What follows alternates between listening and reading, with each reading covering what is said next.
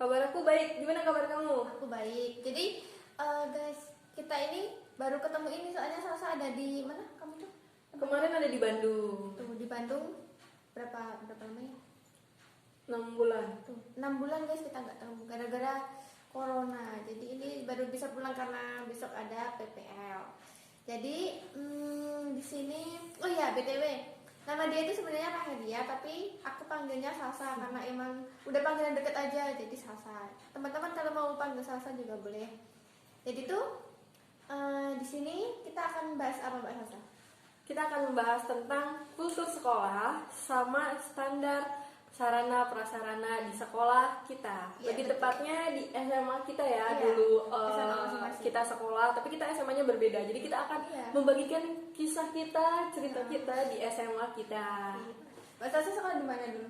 Aku sekolah di Bandung. Bandung. Kalau aku sekolah di Klaten. Jadi dulu tuh aku SMA di Klaten, baru kuliah ini baru pindah di Jogja. Jadi untuk topik bahasan kita yang pertama, mungkin Mbak Salsa bisa mulai apa yang akan kita bahas? Topik pertama atau pertanyaan pertama, bagaimana sih kultur sekolah yang ada di SMA-nya Intan? Oh, yang ada di SMA aku dulu ya. Ini kultur negatif sama positif atau gimana? Positifnya dulu boleh ya? Oke, positif. Untuk kultur positif yang ada di sekolah aku itu yang di SMA ya terutama, itu kayak yang aku suka ya, kayak kebiasaan-kebiasaan kalau sebelum pelajaran dimulai itu selalu berdoa kayak terus membaca Al-Quran untuk yang muslim, nanti yang non Islam mungkin menyesuaikan.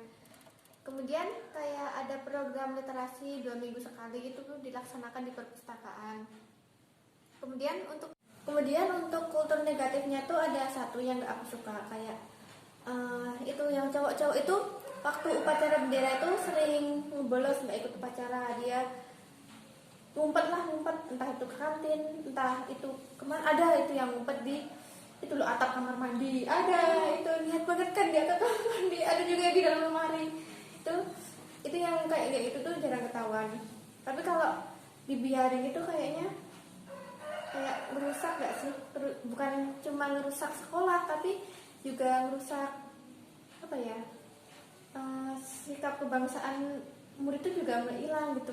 Kemudian untuk kasus seperti ini sebenarnya aku bingung ya. Kalau Mbak Salsa ini ada nggak sih solusi untuk kasus ini biar nggak itu nurun ke adik-adiknya nanti? Kalau solusi dari aku atau pandangan aku nanti ya, kalau misalnya aku jadi guru terus aku menghadapi juga misalnya murid-murid seperti itu, aku akan mengecek satu-satu gitu, kayak aku datang ke kelasnya langsung aku periksai gitu, kayak ada nggak nih murid-muridnya yang masih pada diem di kelas atau menyumput misalnya, cek kamar mandi juga, cek ruangan-ruangan yang ada di sekolah. Kalau misalnya udah dan emang nggak ada yang nyumput dan ikut semua ya sudah gitu. Tapi tetap kita cek juga keluar sekolah, karena kan pasti aja ada warung-warung gitu kan, tempat-tempat jajan anak-anak, bisa aja kan mereka nongkrong di situ dan nyumput di situ. Dan kalau misalnya masih belum efektif, yaitu akan diabsen misalkan pas lagi upacara. Jadi nanti diabsen satu-satu, kalau emang nggak ada dan ketahuan kita kenakan poin, biar kena hukuman, karena dengan hukuman yang berat akan jera gitu. Kalau misalnya muridnya merasa emang dia salah, dia pasti akan jera gitu. Iya. Mungkin Untuk gitu. poinnya mungkin agak itu ya. Iya, Agak bisa. tinggi berjira. Mungkin Iya. kalau kita cuma kasih poin 2 atau 1, nanti diulangi lagi poinnya masih Iya. dikit. Mungkin kalau poin 25 atau 50 mungkin mereka nanti untuk ngulangi lagi takut. Tuh. Kemudian sebenarnya aku penasaran sih sama sekolah dulu. Kamu dulu SMA negeri atau swasta? Negeri. Tuh negeri. Aku tuh pengen tahu juga sih kayak kulturnya dulu di sana kayak gimana gitu loh. Kan aku nggak tahu dulu sekolah-sekolah di sana kayak gimana. Kalau kultur di sekolah aku itu ada kebiasaan kayak kita tuh waktu itu sih, sebelum ada perubahan itu ada setiap hari Rabu tuh kita pakai kebaya, kita pakai baju adat Sunda. Jadi kalau cowoknya itu pakai pangsi, kalau ceweknya pakai kebaya, dan itu tuh setiap hari Rabu. Nah, tapi kebiasaan itu tuh akhirnya berubah karena mengikuti juga sama kurikulum, jadinya nggak ada lagi. Jadi akhirnya nggak ada yang ya akhirnya diganti pakai batik ya batik inilah, batik dari sekolah itu. Tapi ada beberapa sekolah juga pakai batik yang secara umum Kabupaten Cianjur. Tapi seragam satu kabupaten. Iya, satu kabupaten seragam. Tapi kalau kebetulan aku enggak, jadi hanya sekolah saja. Terus ke kultur yang negatifnya itu ini sih, kayak banyak siswanya itu yang kayak sembarang gitu nyimpen motor. Kan boleh kan ya parkir di halaman sekolah itu, tapi mereka tuh sembarangan, mungkin karena telat gitu, jadi cepet-cepet, jadi akhirnya parkir sembarangan dan akhirnya mengakibatkan macet. Kayak kita mau masuk ke kantin itu kan dari depan tuh sangat jauh, jadi pasti lewat parkiran. Nah kalau acak-acakan kan pasti jadinya susah untuk jalan, jadi kan tidak tertata juga, jadi kayak kurang indah juga untuk dilihat kayak gitu sih. Yang mau keluarin motornya ada di depan juga kesusahan ya kalau berantakan kayak gitu. Oh, kayak itu kayaknya mungkin apa ya, lebih ada tukang parkirnya nggak sih di sana? Nggak ada. Nggak ada yang ada tukang kebunnya atau apa itu semua itu? Iya, palingan bukan buat rapiin motor sih, cuma kayak mengarahkan ya, mengarahkan tukang parkir sini yang benar gitu, biar nggak berantakan juga. Kalau rapi kan enak dilihat. Kemudian untuk topik kedua yang akan kita bahas itu tentang ini, bagaimana standar sarana dan prasarana di sekolah kita masing-masing. Untuk yang cerita pertama, siapa dulu? Kamu, aku. Ini kita ceritain standar sarana dan prasarana itu juga yang jelek itu sama yang bagus ya.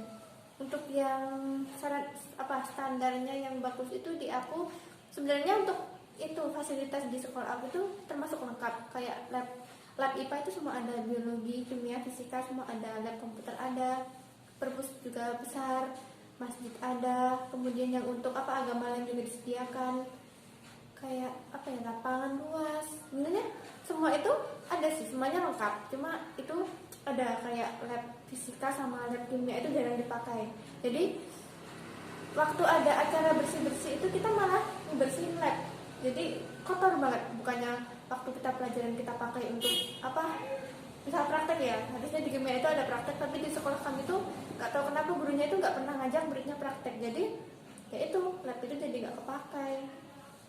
Ya itu sih kalau untuk standar dan sarana dan prasarana di sekolah aku. Kalau untuk di sekolah kamu sendiri gimana, Sa? Kalau sekolah aku juga nggak beda jauh dari lab-lab. Untuk IPA udah ada lengkap semuanya, perpus lengkap, di tengah sekolah itu ada taman, kan jadi lebih asri gitu. Parkiran luas, dan kebetulan sekolah aku itu punya panggung yang besar, jadi itu terbesar panggung itu terbesar se-kabupaten. Dan dan sekolah aku tuh punya lapangan futsal, lapangan basket itu ada, voli pun ada. Terus untuk kayak yang lempar pakai bola gitu tuh aku lupa, pokoknya ada itu. Terus gor juga ada. Oh, ada gornya. Gor ya. Gak semua sekolah punya gor. Iya, tempat wisuda di situ, tempat main bulu tangkis di situ. Kalau misalnya ada acara-acara kan pakainya gor gitu. Nah, tapi sekolahku tuh yang masih kurang tuh untuk di ini sih, fasilitas agama lain, karena di sekolahku baru menyediakan masjid saja. Jadi kayak untuk bukan tempat ibadah sih, lebih tepatnya kayak untuk pelajaran agama lain. Jadi kita belum punya kelasnya, jadi kayak kita cuma ngumpul di satu kelas, dan itu tuh biasanya waktunya setiap Jumat. Setiap orang Jumatan kita yang Kristen itu belajar di situ gitu, di satu kelas. Jadi kita ngumpul di satu kelas, barulah kita belajar. Nah itu mungkin kekurangannya. Dan fasilitas yang lainnya adalah ruangan, jadi jatuhnya sebenarnya ruangan juga gitu, ruangan yang kurang. Jadi karena sistem pemerintahan yang baru itu akhirnya membuat kayak satu angkatan tuh harus ada 12 kelas. Tapi sebenarnya sekolah yang aku tuh masih kurang untuk ruangan, dan terbatas juga sebenarnya sama tanah dan lahannya. Jadi kayak masih harus beli lagi tanah, barulah dia bisa membesarkannya. Mungkin dari aku segitu. Untuk standar sarana dan prasarana di sekolah kami kurang lebih seperti itu.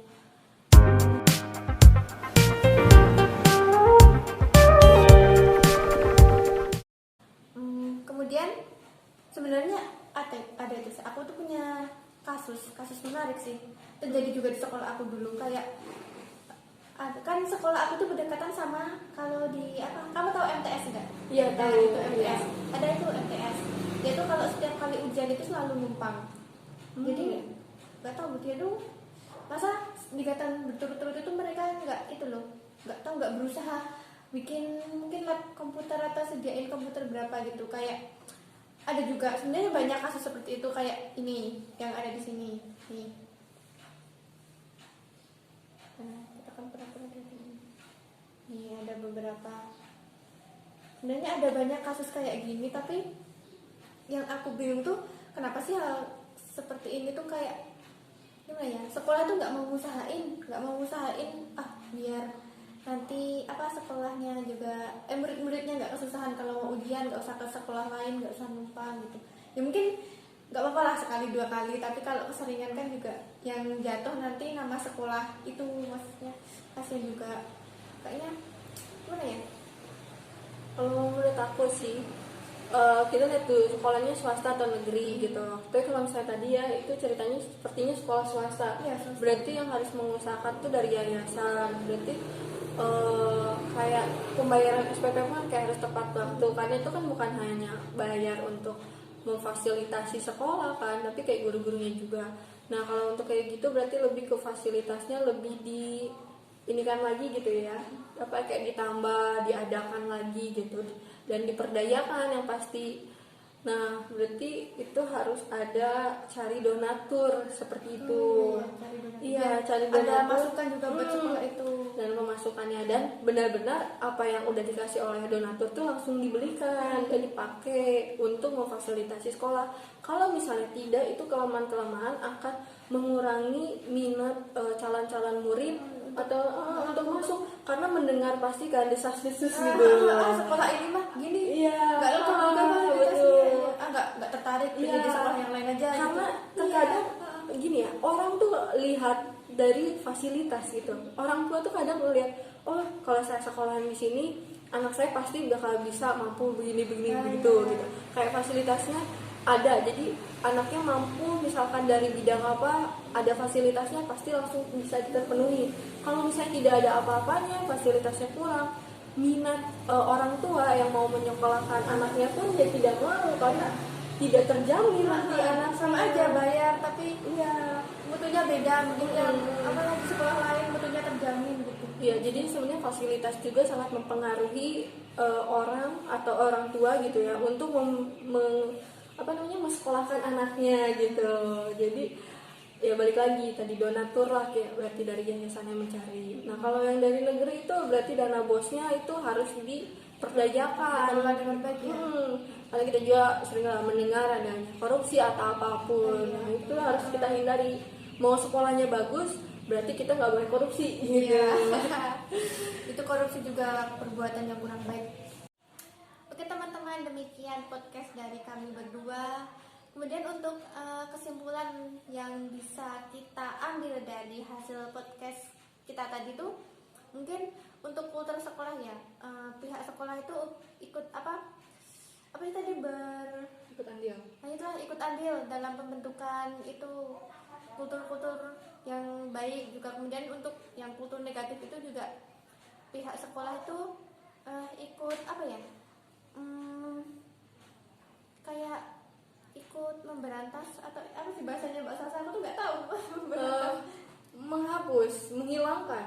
Iyalah, pokoknya gimana Budaya caranya biar yang- biar apa kebiasaan-kebiasaan itu tuh hilang. Jadi kemudian mungkin adanya penanaman apa ya, contoh juga sih kayaknya guru atau apa juga memberi contoh biar siswanya juga mengikuti, bisa meniru. Kemudian untuk aturan tata tertib mungkin diperketat ya, biar siswa itu nggak seenaknya sendiri. Kemudian untuk yang apa standar sarana dan prasarana itu, untuk fasilitas yang kurang terpakai itu sebaiknya juga dipakai secara maksimal, kan mengingat masih banyak sekolah-sekolah itu yang punya fasilitas kurang, tapi kok kita diberi fasilitas yang lebih malah apa terabaikan, kurang terpakai gitu. Jadi seperti itu teman-teman semuanya.